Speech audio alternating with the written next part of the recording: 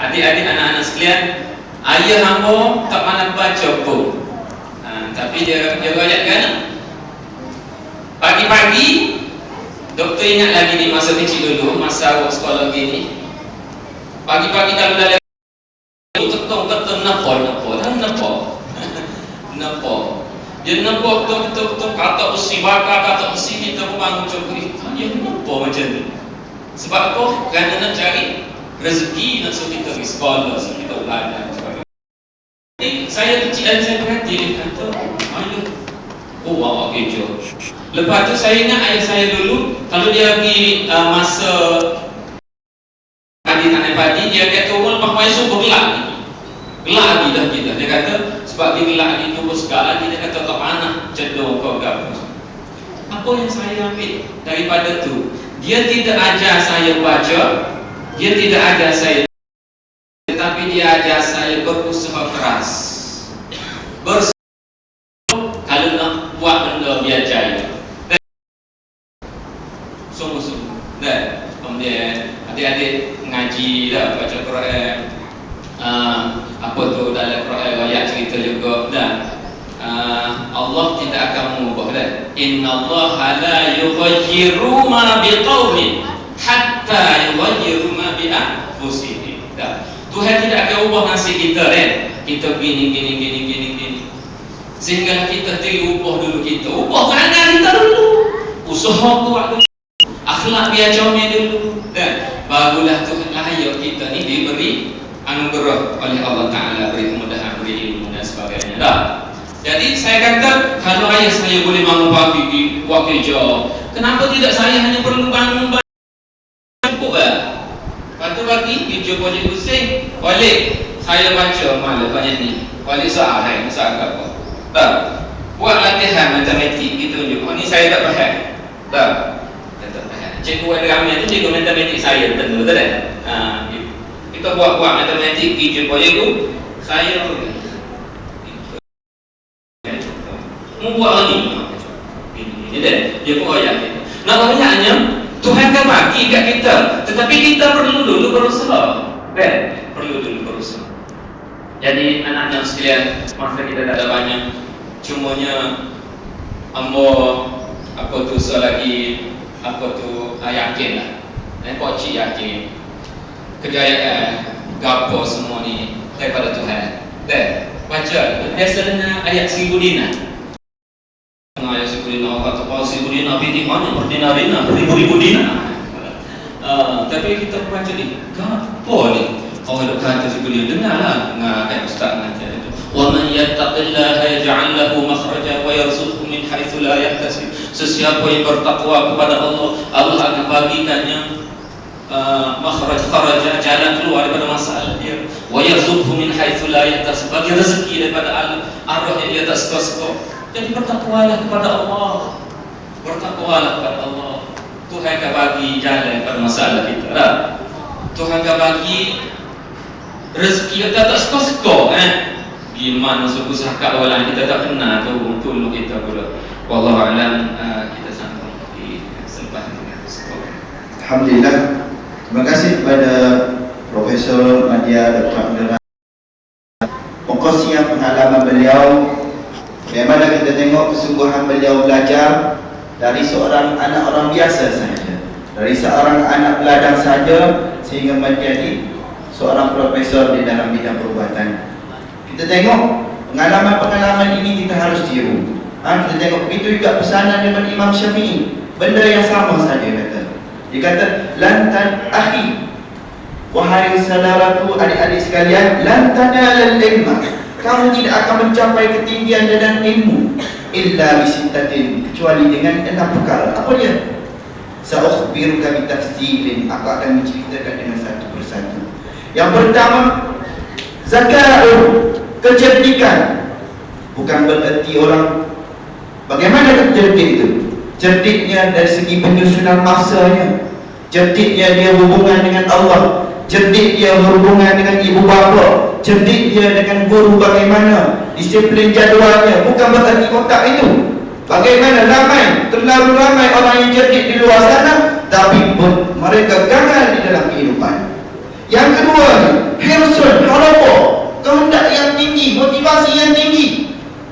Bagaimana persediaan dia nak memulakan sekolah hari ini. Kalau kita tengok orang yang berjaya nak buka sekolah akhir tahun ni, siap dah basuh baju, beg tu ada dah buku. Ni tidak pagi sekolah baru nak nyari kasut duk mana, beg duk mana. Akhir sekali tak pergi sekolah hari pertama. Pasalnya tak siap. Tak lihat kita kena ada horobo tinggi motivasi Yang kedua ijtihad, kesungguhan. Segala homework yang cikgu bagi kena buat. Kalau tak pandai tanya jangan tinggal begitu. Kesungguhan kena ada. Kesungguhan. Yang keempat, betul belanja. Alhamdulillah setakat ni, alhamdulillah belajar dia semua free. Belanja kena ada. Wa irsyad ustazin, petunjuk daripada guru. Sohbatul ustaz, kita kena baik dengan guru. Kena menghormati guru. Guru juga termasuk ibu bapa. Ibu bapa kita adalah guru yang pertama. Bagaimana kita tengok dekat ni budak-budak tidak menghormati guru, tidak menghormati ejib laki. Bagaimana keberkatan ilmu itu pun nak dapat untuk seorang belajar. Dan yang terakhir, tuli zamanin, panjang masa belajar ni. Utlubul ilma minal mahdi ilal lahdi. Tuntutlah ilmu. Nabi kata tuntutlah ilmu daripada buaya lagi sehingga kepada yang lahat. Itulah tuntutan ilmu ni. Bukan kata waktu sekolah ni ada cuti kena belajar juga. Kena panjang masa belajar barulah pandai. Ni belajar mentak tak faham, biar amal lah. Itu cara matematik ni, bahasa Inggeris.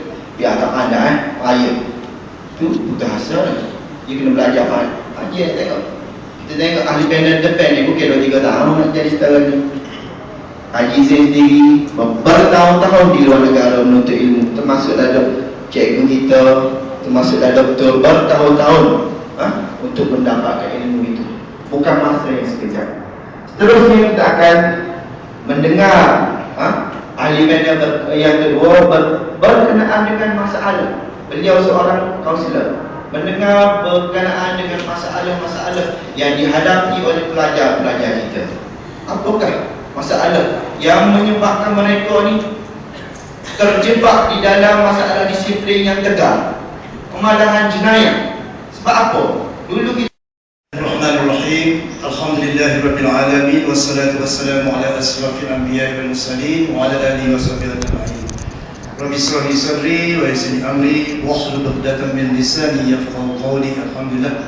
Terima kasih acara majlis, rakan-rakan sahabat panel yang dihormati dan dikasihi, yang disayangi, ibu bapa, mak, abah, serta yang saya, yang walid, amat kagumi pada pagi ini, anak-anak pelajar, anak-anak walid semua ni. Lepas ni bersama dengan walid di SMK Tendung ataupun di mana-mana. Sebentar tadi kita dengar sahabat panel yang pertama, ahli panel pertama mengupas tentang bagaimana seksa yang ibu bapa umum. Walaupun saya rasa juga seksa dari segi penderitaan nak tunggu kelahiran kita.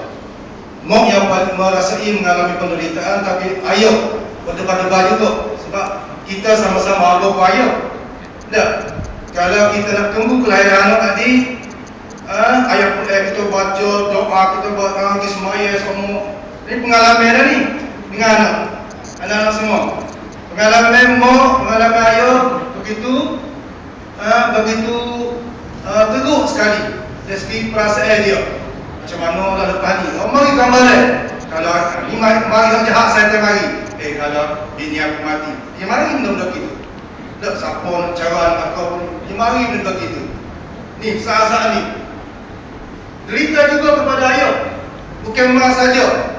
Kemudian di sini saya nak kupas berkaitan sedikit sebelum permasalahan belajar. Mana banyak sikit tentang cerita peranan anak pula. Tadi peranan ibu, bapa, peranan ayah anak pula ni.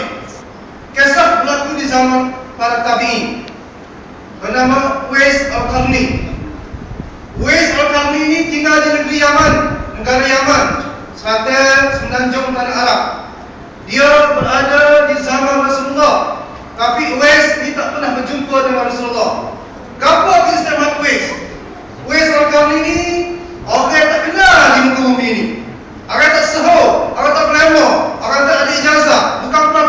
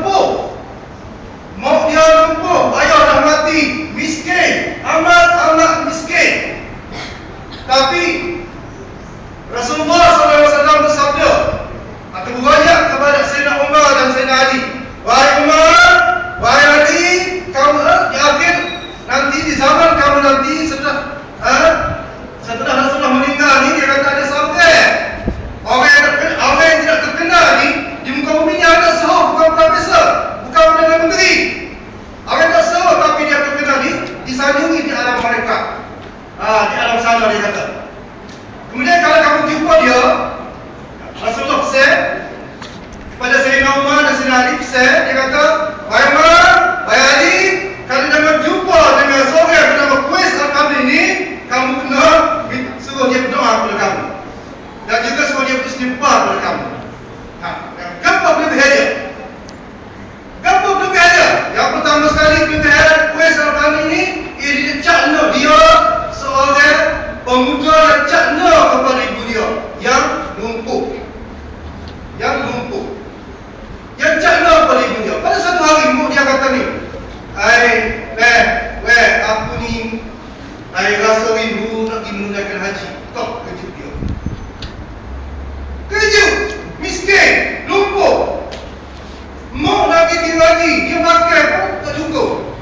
Satu cabaran, satu motivasi kepada Uwais Al-Qarni. Macam mana nak? Nak lumpuh kita miskin, rumah ambil upah kemana? Cukup ke? Merasa rindu nak kita nak menunaikan haji. Rindu nak menunaikan haji. Setelah kita ngaji dan semua rindu macam mana? Mikir, tak bangga nak ke mana-mana. Cerita lain tu apa tak payah, cerita ni je. Kemudian Uwais pun mikir. Ini perancangan Uwais, matlamat. Uwais memberi matlamat. Start daripada tu dia mikir macam mana cara aku ni nak membalas jasa ibu aku yang berhasrat, mempunyai impian untuk menunaikan haji. Aku miskin, ibu aku lumpuh. Ini semangat yang ada pada Uwais. Kemudian dia mikir, dua perancangan, dia mikir, maka dia pergi lembu kan? Dia pergi lembu, maka dia pun satu hari lembu dia beranak, dia pun buat kalian lembu. Buat kalian lembu di atas bukit tinggi. Lembu dia beranak, petai dia ikat, lembu dia ikat, dia ekor dia naik datang. Pagi dia ambil, dia turun, kau ni makan lembu. Anak lembu tu. Masyarakat setempat pada masa itu mikir, Uwais ni putu biru gambar ni. Uwais ni putu biru lah ni. Negayanya. Bawa. Orang tak buat, kita dia buat. Tapi matlamat, Uwais ada matlamat, ada impian. Dan dia nak bela kekuatan dia. Kamu dia? Dia latih hari daripada lembu dia kecil sampai lembu tu hampir 50 kilogram. Selama 8 bulan dia buat kerja tu.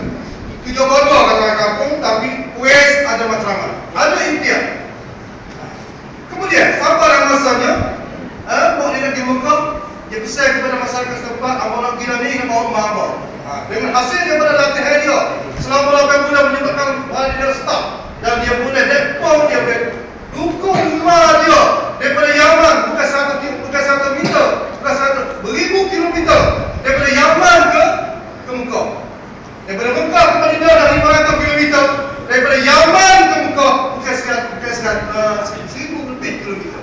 Dia bawa mak dia nak tidak menghapuskan harapan mak dan ayah mak dia. Mak dia berimpian berhasrat untuk ke Mekah. Dia buat, akhirnya berjaya. Itulah jasa seorang anak. Baru lagi jasa dia. Oleh sebab itu Rasulullah SAW kata, wahai adik, di zaman kamu nanti semasa aku tak ada, kamu akan jumpa seorang hamba Allah, seorang insan. Kamu dia orang ni, dia tidak kenal di muka bumi ni, tapi dia suruh di alam lagi. Nak bayar dia jasa mah dia balak sehingga dia boleh bawa pun dia keluar. Itu ringkasan, banyak cerita tapi yang bersikap menuju kepada tanya kita.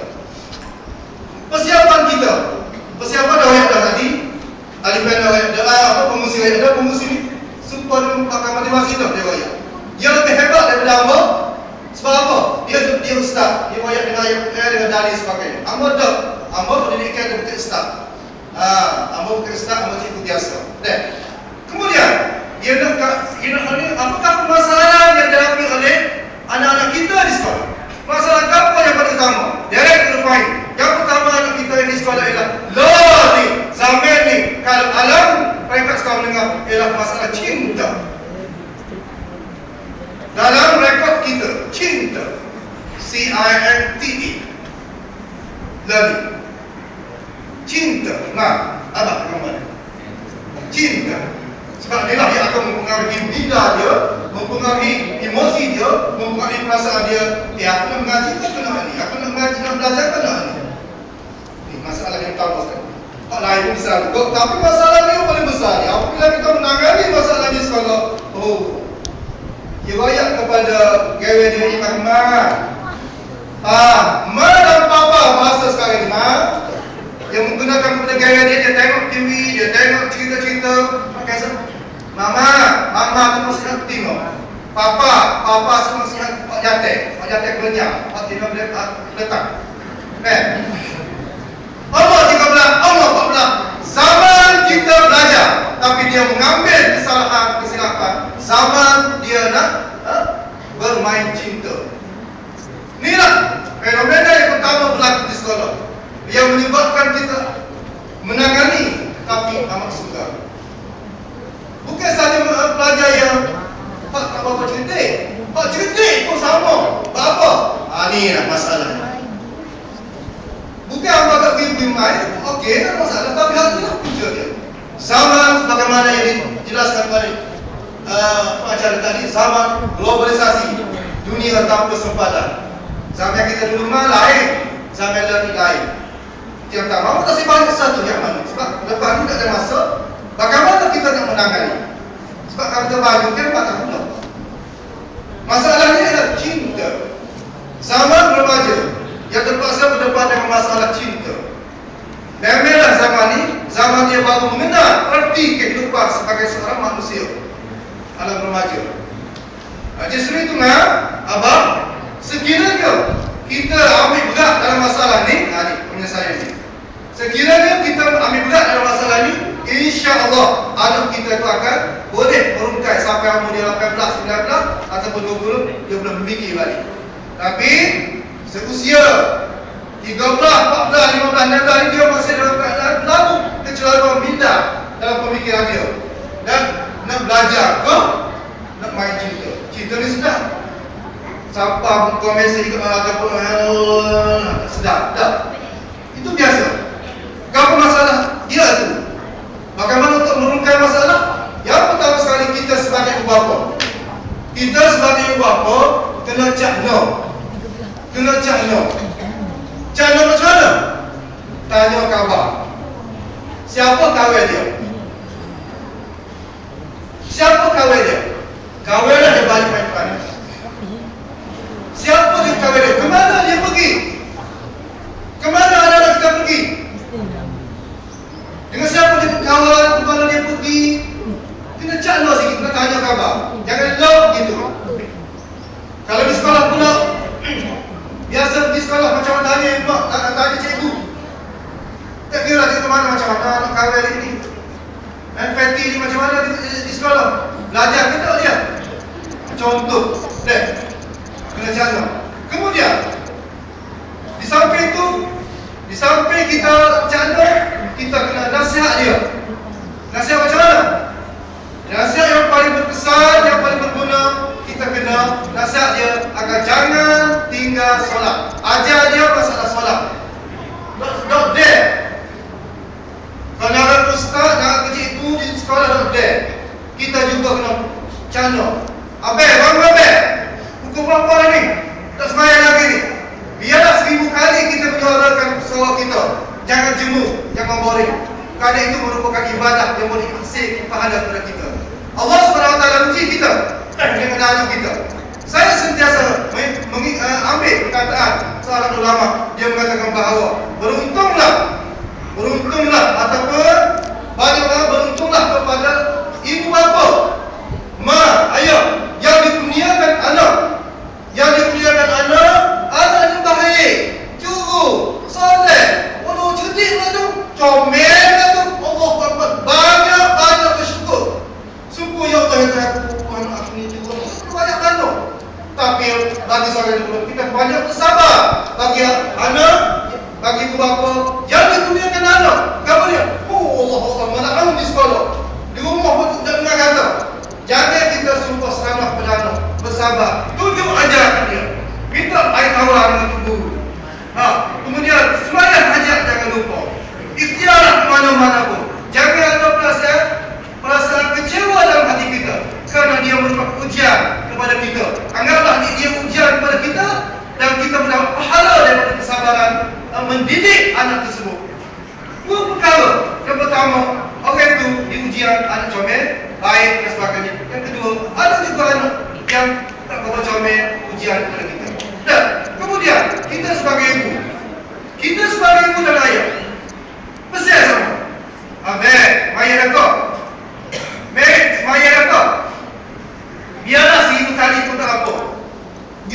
kata apa? Biar dia bunyi sama. Siapa masak? Bunyi.